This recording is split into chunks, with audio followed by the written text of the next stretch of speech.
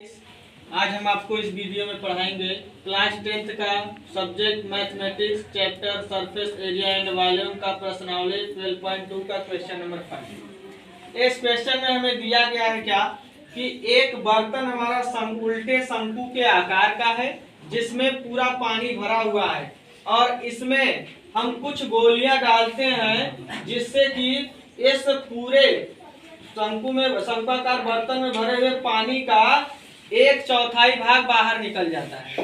तो बताना है हमें कि ये शंक्वाकार बर्तन में कुल कितनी गोलियां डाली गई हैं।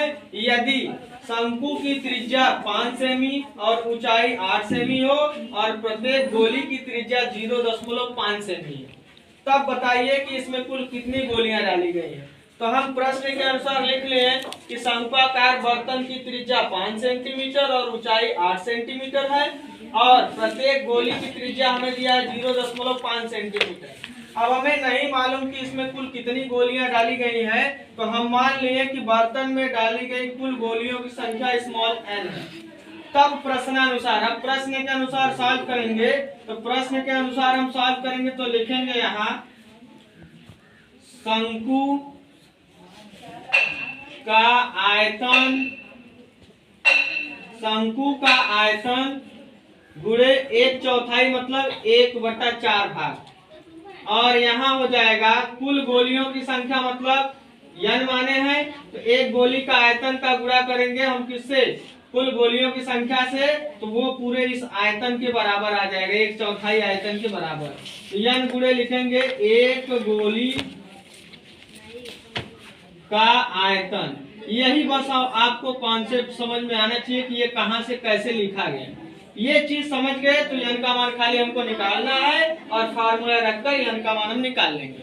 बस यही लाइन हमको समझ में आना चाहिए कैसे लिखा गया। तो ये फिर से हम बताते हैं, आप समझिए। बोला है कि इस शंकु में जो द्रव भरा गया है उसका 1/4 भाग निकल जाता है इसमें कुछ गोलियां डालने पर। तो कुछ गोलियों में वो कितनी गोलियां डाली गई हमें नहीं मालूम, तो हम उन गोलियों को माने हैं n। तो n गोलियों को डालने के बाद इसका 1/4 भाग आयतन बाहर निकल जाता है। तो 1/4 भाग आयतन जो होगा वो इसमें डाली गई गोलियों के कुल आयतन के बराबर होगा।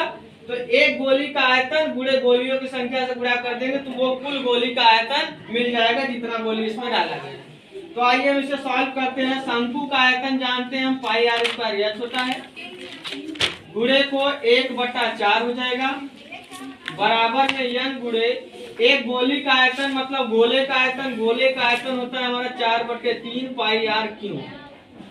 तो इसी को सॉल्व करेंगे तो यहाँ देख लीजिए पाई से पाई कट जाएगा और यहाँ हो गया r² की बात करें तो 5 का स्क्वायर गुणे h की बात करेंगे तो 8 हो जाएगा ये, गुणे यहाँ 1/4 बराबर n गुणे यहाँ हो गया 4/3 और यहाँ हो गया हमारा गुणे r³ का मतलब 0.5 का क्यूब। ये हो जाएगा। हमें n की वैल्यू चाहिए तो काट देंगे 4 दूनी के 8 हो जाएगा, ये 25 दूनी के 5 बचे 25 और 25 दूनी के 50 हो जाएगा। इसको इधर भेजेंगे 3 ऊपर हो जाएगा, 4 नीचे चला जाएगा और इसका क्यूब करेंगे तो 125 आएगा, ये भी नीचे आ जाएगा इसके। तो ये हो जाएगा एक अंक पर है, क्यूब करने पर 3 अंक पर दशमलव हो जाएगा, 125 गुणे 4 ये आ जाएगा। और यहाँ आ गया n हमें निकालना है। तो n के लिए हम करेंगे क्या, अब इसको यहाँ लिख देते हैं। तो यहाँ हो जाएगा अतः n बराबर यहाँ से हो जाएगा, ये हो गया 50 गुणे 3।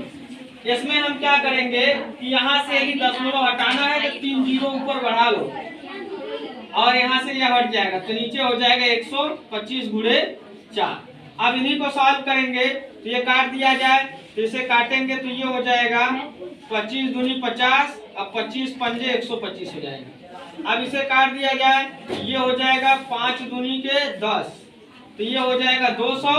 अब यहाँ पर काट दिया जाए तो ये हो जाएगा हमारा 2 दूनी के 4 और 4 3 के 12 100, 4 3 के 1200 हो जाएगा, बटे को यहाँ से 4 और 4 से भाग देंगे तो ये आएगा 300। यानी गोलियों की संख्या कितनी होनी चाहिए, 300 होनी चाहिए। 300 गोलियां होंगी कुल हमारी। देखिए यहाँ पर गलती हो गया है, क्योंकि शंकु का आयतन हम जानते हैं यहाँ पर 1/3 पाई आर स्क्वायर एच होता है। तो 1/3 पाई आर स्क्वायर एच होता है, तो यहाँ पर होना चाहिए हमारा 1/3।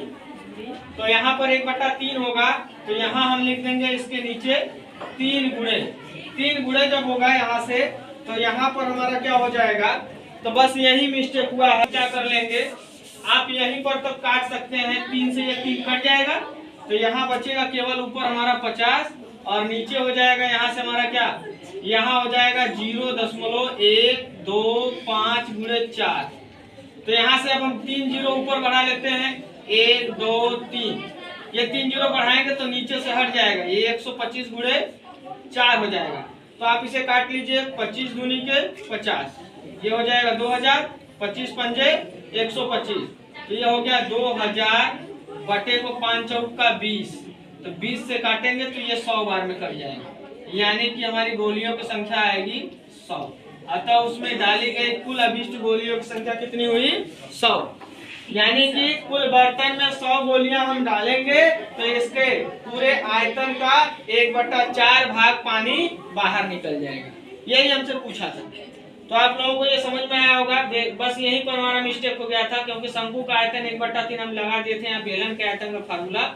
आप शंकु का आयतन का फार्मूला याद रखेंगे, 1/3 होता है, तो ये रखेंगे तो आंसर हमारा सही है। तो ये इसमें आएगा आंसर हमारा 100 गोली। तो 100 गोली अतः हमारा क्या कुल गोलियों की संख्या 100 आई। इस प्रकार से आप लगाएंगे और क्वेश्चन आपको ये देख लीजिए, अच्छे से समझ में आया होगा। यदि कोई कंफ्यूजन है तो आप कमेंट करके हमसे पूछ सकते हैं। अब हम आपको नेक्स्ट क्वेश्चन नेक्स्ट वीडियो में बताएंगे।